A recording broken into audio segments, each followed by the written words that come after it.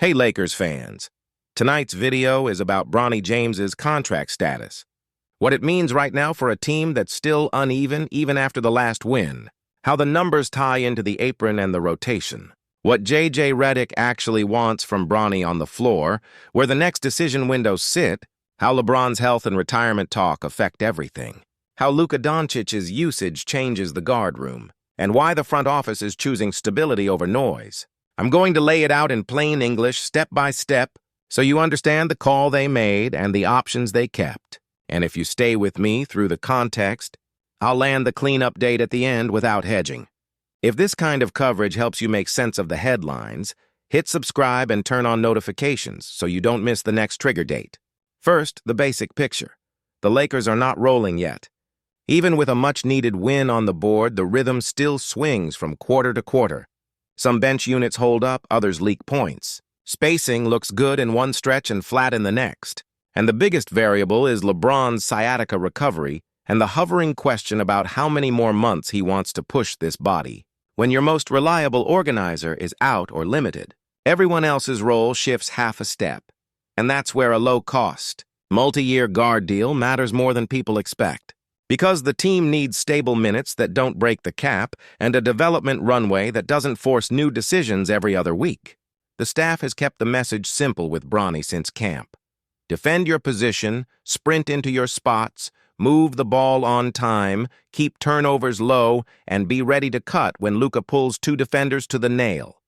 They aren't asking him to be a star, they're asking him to be reliable and fast with decisions. On defense, the checklist is point-of-attack pressure without fouling, clean work over screens, early tags on the roller, strong closeouts that don't open the middle, and talking through switches so the back line isn't guessing. On offense, it's corner spacing, catch-and-shoot threes without hesitation, quick second-side drives only when the lane is there, and simple one-more passes when the defense rotates. If he does those things, he buys minutes for the bench and keeps the team on schedule when Luka sits or when lineups need a steady guard who won't give away points with live ball mistakes. If he doesn't, the leash tightens and the minutes go to the next man because this staff evaluates week to week and doesn't hand out roles by last name. Now the part everyone asks about first, the money and the rules. Bronny is on a standard multi-year NBA contract, not a two-way, built with early guarantees and team control on the back end. That means two things. He's available every night without two-way restrictions, and the club holds real leverage on the later years with partial guarantee triggers and a team option. The number is small by NBA standards, and that's the point. Because the Lakers are operating close to the apron and they need predictable cap hits that won't snowball into hard cap problems when they make in-season adjustments. A low guaranteed deal for a playable guard is worth more than it looks on the surface, because it holds the roster together on off nights and it also sits cleanly in a trade package if the front office needs to match salaries in February. That last part doesn't mean they're looking to move him. Right now the plan is development in purple and gold. But good front offices keep doors open. This is how you avoid painting yourself into a corner when a veteran wing suddenly becomes gettable or when you need to plug an injury hole. Zoom back to the floor and look at how this staff plans minutes, because that's where fans feel decisions in real time. Bronny's minutes will rise against opponents with guard-heavy pick and roll, because point-of-attack defense can keep the second unit out of rotation, and his minutes will shrink against teams that lean on jumbo wings who bully smaller guards, because Redick will go bigger and protect the switches. That's not a demotion, that's matchup basketball. You'll also see short stints next to Luka, where the job description is direct. Run to the corner, be ready for catch and shoot, cut when the strong side stunt comes, and keep the spacing clean so the roller has a window. You'll see stints next to Austin Reeves, where the ball finds Bronny only when the defense is already shifting, and the value is in quick reads, not volume. The staff wants 2 or 3 event plays per game from him. One strip, one deflection that blows up a set, one chase-down contest that forces a kick-out, because those plays wake up a bench group and tilt momentum. The numbers on the box score might be modest and still represent winning minutes if the turnover column is 0 and the corner threes are taken without fear. On nights he's not in the rotation, The team expects real G League reps, not just treadmill time, because the franchise has used that pipeline for years to keep timing sharp. And there's no stigma around it when the mission is development.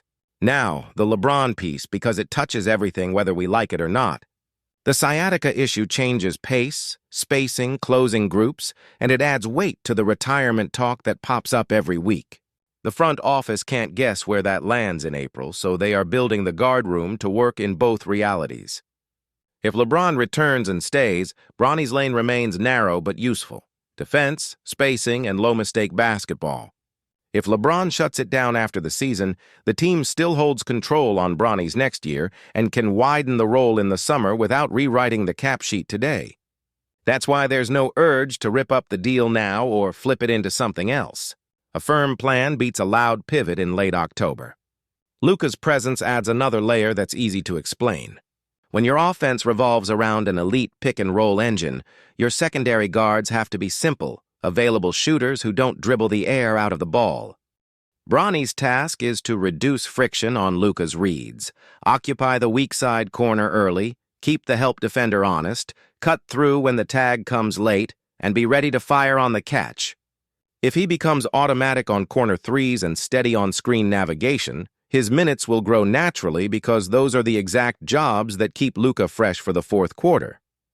Redick's standards are public and consistent. Pace into actions, early offense when it's there, and zero tolerance for careless passes. He wants Bronny to win small plays, sprint into early drag screens so the defense has to make a quick choice. Talk through switches, finish defensive possessions with a box out, and reset spacing without waving for the ball. It's not complicated, but it is strict. And in a season that started choppy, strict is what you want.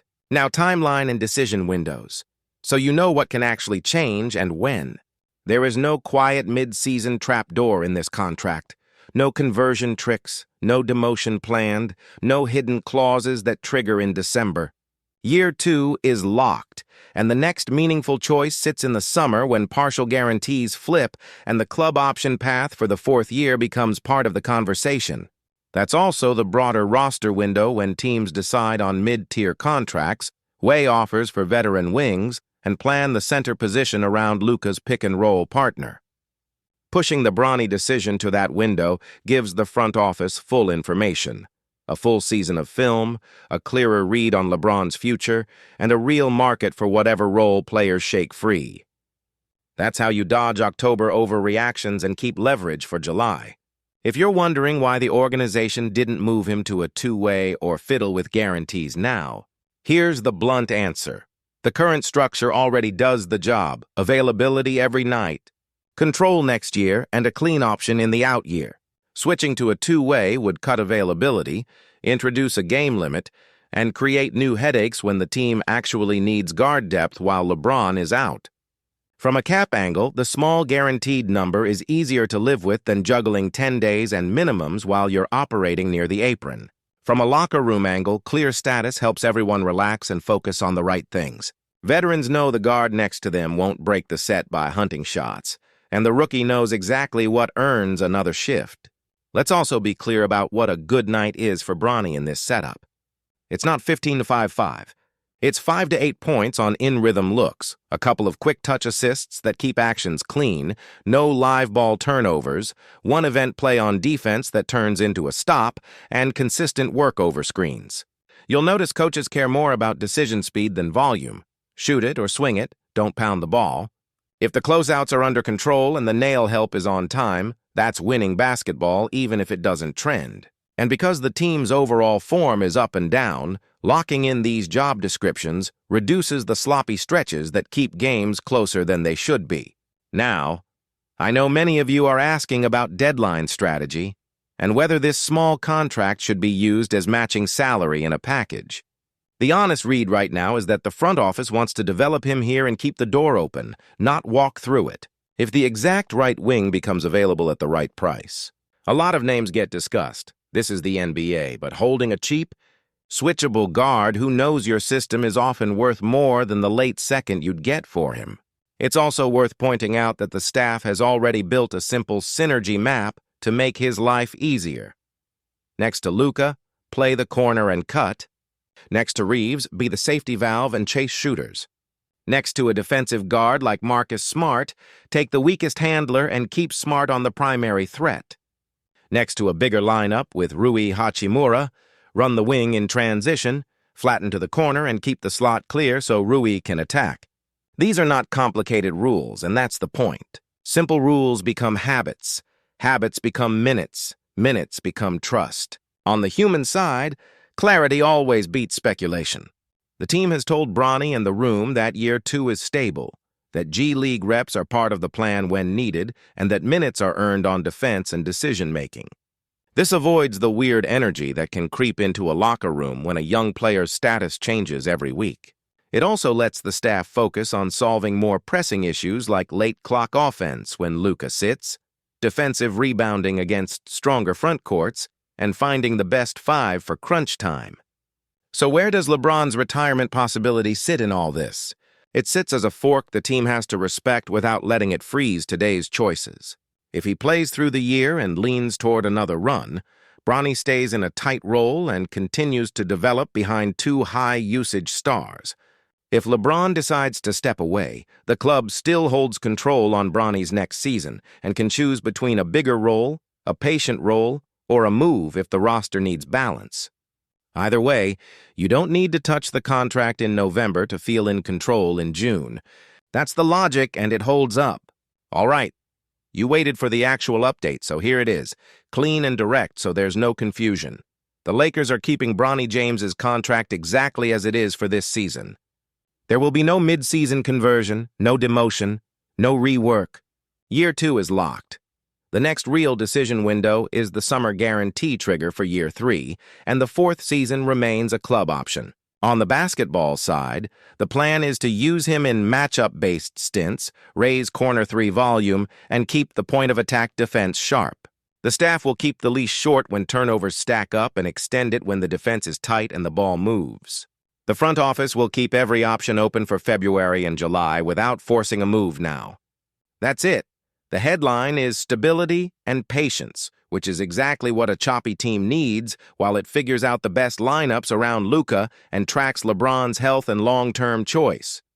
Now I want your take before we close, because this channel is built on informed fans who watch the details. Would you keep the deal untouched all season and revisit guarantees in July?